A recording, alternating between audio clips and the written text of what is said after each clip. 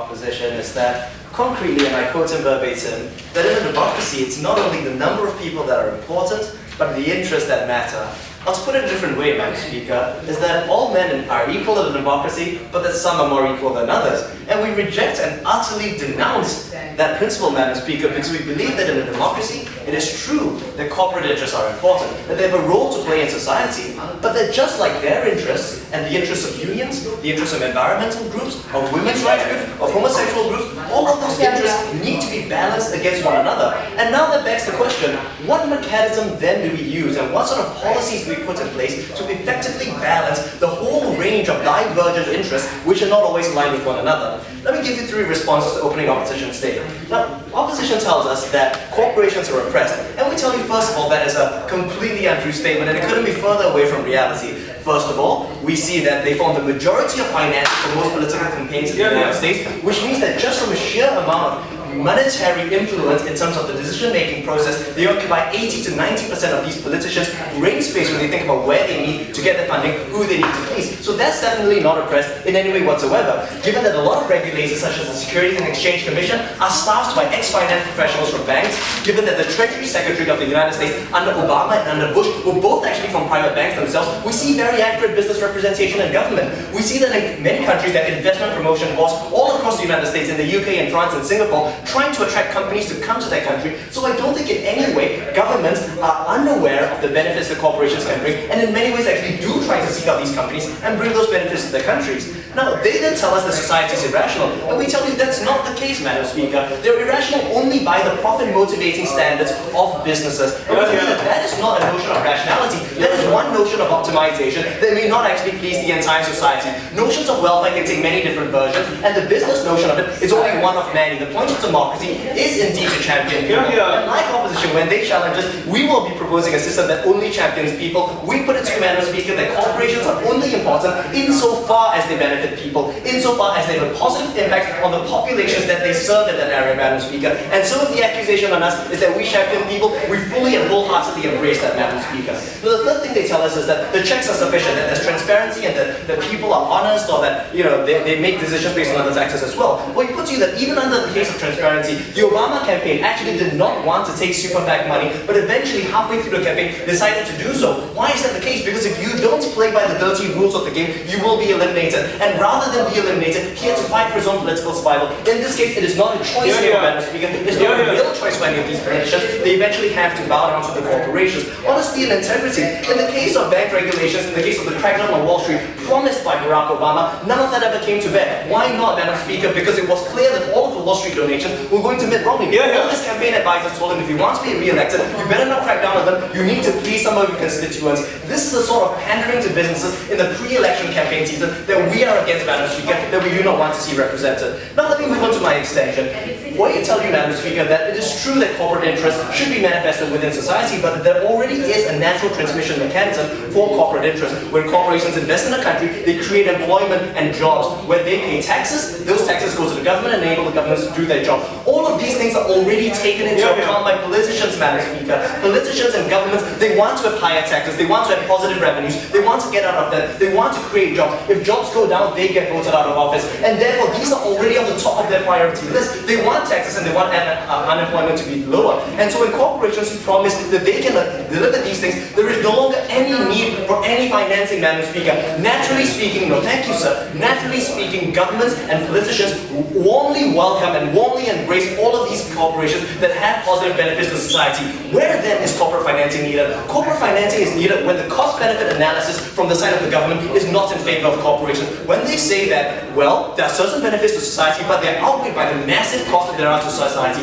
In those cases, the decisions are naturally not made in favor of corporations, and corporate financing is necessary to tip politicians over that scale, over that threshold, Madam Speaker. And we say that that sort of tipping over the scale is unfair. It defies the natural welfare mechanism and welfare optimization system of the entire society. Whereas in the current system, we already have all of the business decisions that are being taken accurately reflecting the needs of society when it is a win-win situation. Now, the second thing I want to talk about, Madam Speaker, is the equality of corporations and the importance of small and medium enterprises. Because we put to you, Madam Speaker, that in a majority of countries across the world, SMEs make up the vast majority of jobs in the country. In America, 70% of jobs are created by SMEs. In Singapore, 60% of the jobs are created by SMEs in a moment, Madam. But the problem with corporate financing is that corporate financing is something that benefits heavily from economies of scale. If you're a larger corporation, you can finance politicians more, political campaigns more. But if you're a small company, it's often very hard because you're working at the margin. And given that you're a small corporation, accounting for the vast majority of jobs and taxes paid in the country, isn't it unfair and it's against the notion of business interest being fairly represented when only a small minority of business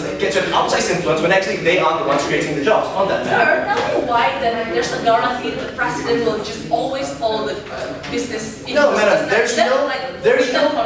there's no guarantee that the president will definitely do so. But what we can tell you is that there is a very strong incentive for the president to do so, because if he does not do so, he loses all of those sources of financing. He gets his campaign financing cut by 80% of his entire budget, and we tell you that is something that no politician wants to do. And that strong incentive is an incentive that we already do not want to have. Now, the third thing I want to talk about is the notion of citizenship, Madam Speaker. We tell you that in many countries, foreigners aren't allowed to vote. Foreigners aren't even allowed to donate to political campaigns. And the reason for that is the only people who are allowed to vote and who have an influence in the political process are citizens who have a vested interest within that country. The difference between that and multinational corporations, Madam Speaker, is that multinational corporations do not have a loyalty to any one country. They have a loyalty to multiple countries, and in fact, they're choosing between countries for lower tax rates, for better employment deals, and therefore they don't have allegiance to any one country. So if you are a recent migrant to New York City, a recent migrant to Boston, Madam Speaker, you don't get to vote either, even though in the short term you have interest. But the reason why you don't get to vote is because you don't have a long-term allegiance and loyalty to that country. You are also shopping around for different countries to decide where to settle. And just like how foreigners don't get to vote in elections in America, that's why corporations also shouldn't get to this outside influence. They do have legitimate interest that ought to be represented, but not as a citizen, Madam Speaker, but instead as a business partner. And business partners don't get to express themselves through elections. Business partners don't get to express themselves through democracy. Business partners express themselves through the creation of win-win mechanisms, of win-win deals, and that's exactly the sort of deals we want to incentivize corporations to engage in, for them to seek out ways to engage the government by providing win-win deals for the population, rather than by providing win-win deals just for the politician rather than for society. And for all these reasons, Madam Speaker, because we do want to protect corporate interests, as well as championing the people, and balance all of these interests, which truly is in the spirit of democracy, we beg to propose. Thank you, Speaker. Now, essentially what we've seen come across from the government side is that they have a problem with any and all forms of political funding. According to them, any form of political funding through these corporations influences the view of the party and makes sure that the party represents only the views of those corporations. Now let me point out an essential flaw in their argument with specific respect to this motion. This motion deals specifically with campaign funding. Now if you're only eliminating campaign funding, there are other forms through which this corporation can fund the party, through which the corporation can influence the party's opinions. They're not dealing with that. If their purpose through this motion is to completely remove influence of the corporate over the political, they're not going to achieve that only by banning campaign funding. They should look at other methods of funding as well, such as the post-campaign donations, which a corporation can still make under this model that they have brought up. Now the second point, the member of the government brought up a point that this funding makes the rise of individual candidates impossible. Now, not right now. Now let's be frank here. Individual candidates will anyways find it difficult to rise even without this funding. It's difficult for an individual to compete against a political party like the Democrats or the Republicans. That is a problem with the institution of democracy currently in place and not the funding itself which we're talking about here. So the point, no, not right now. The point of individual candidates is completely irrelevant to our debate. Now finally, the member of government has a problem with multinational corporation funding because that represents the views of different countries which shouldn't be allowed to influence the political party of one particular country. Now fine, even if we were to concede that, then just ban the MNCs. Why all corporations? That doesn't provide any logical reason why all corporations should be banned. All corporate funding cannot be banned for just the reason that MNCs represent views, because there are corporations which aren't MNCs. Now to get on to my substantives, I would like to initially just point out the points I will be covering. The first thing I'll be talking about is the nature of political parties and politicians, and then through my extension I will talk about how this motion will actually lead to a plutocracy, and not right now. And finally, if this motion is implemented, it will not achieve the purpose that it's trying to achieve. Now, the first thing we want to talk about here is politicians and how they work in society as of now. we don't expect our politicians to be completely objective or unbiased. We expect them to have certain views on each issue. We expect them to have certain views. That's why we have pro-war presidents and anti-war presidents. On that, sir. No, not right now. That's why we have parties representing different stands on each issue. We allow them to have separate ideals and different propagandas. Now, our only point here is that if a corporation has similar ideals and similar objectives as that political party, why is it not being allowed to fund that party under the model that's being presented by the government? Please sit down. Now, if that party can actually support the government or the political, if the corporation can support, please sit down. If the corporation can actually ensure that their funding is being used towards an ideal that both the party and the corporation agree with, then what is fundamentally wrong with that? In fact, we believe that this ensures that the voters actually have a clearer idea of what the political party stands for and not the view that the government is trying to present, that it skews the voter's opinion because the voter clearly and explicitly knows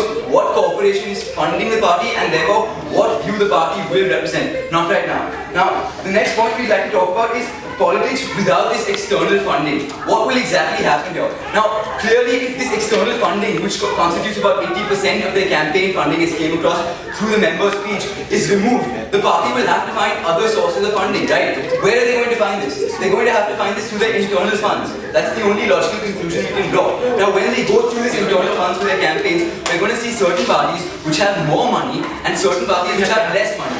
Those parties with more money will have better campaigns, whereas other parties which have less money will not have those campaigns. Clearly, we know that campaigns play a very integral role in electing the president and electing the party, because if that wasn't the case, then why would they resort to this campaigning? So, if a party is able to have more money and actually ensure that their funding ensures them getting elected, what we're going to have is a plutocracy where the party with more money has a higher probability of being elected. So rather than running a complete negative case, show us one benefit compared to the how we showed you. We told you that it's not that political parties support campaigns, support parties, they shape the policies of these parties. That's problematic. Alright, so let me just get to that. Okay, so you think that the political parties are the only reason why these people's, the campaign, the corporation's funding is the only reason why the political parties and the aims get skewed up because of them and they actually represent the views of the corporations. Well, let me just get to that point. Now, if this plan is actually implemented, the parties who obtain funding may resort to more covert measures, okay? And they may get this funding through more illegal methods and corrupt methods. Now, what will happen here is that this problem of corruption will not at all be tackled, because the problem of views of the corporations being represented will not be tackled under their method of campaign funding. Further, what will actually happen is that this funding will happen in the background and the voters themselves will never be clearly aware of what corporation is funding whom and what views that party will represent. Now, under the model we've suggested, under the model where you have, under the model where you don't have this system in place, the voters will exactly know where the funding is coming from and therefore what views the party is going to represent. Now, my point here is that if you actually allow this funding to be removed, do you really want a plutocracy to come into place? Don't you rather want a democracy where the views may or may not represent a political party, however, it gives the voters a clear idea of what the party is representing? No, please. And that's why my point here is that under the model suggested by the government, we don't actually achieve what their purpose is. We achieve something completely different. We achieve a plutocracy and the democratic ideals under which this country, the USA was formed, completely evaporates. Now, simply to sum up, let me just go over what I've told you so far. First, I've told you about the nature of political parties and politicians. By their very inception, we have never expected them to be completely objective. We have wanted them to have certain views on certain topics, and which is exactly why we vote for them. We expect them to differ on opinion. Now, the same is true for corporations. Each corporation cannot simply be assumed to be evil or to have a completely profit-based motives as was shown by the government. We don't live in a Marxist society where you only have the bourgeois trying to exploit the proletariat. We have corporates taking up corporate social responsibility and being pro-environment and helping the people, which is something the government has completely ignored, portraying this evil view of corporations. Now, the second thing I've told you is about how this motion will actually lead to a plutocracy and how democracy will evaporate. And finally, what I've told you is that if this motion is implemented, the purpose that the government is trying to say of removing the influence of corporates will not go away. And for those reasons, Madam Speaker, I'm very proud to oppose. Yeah.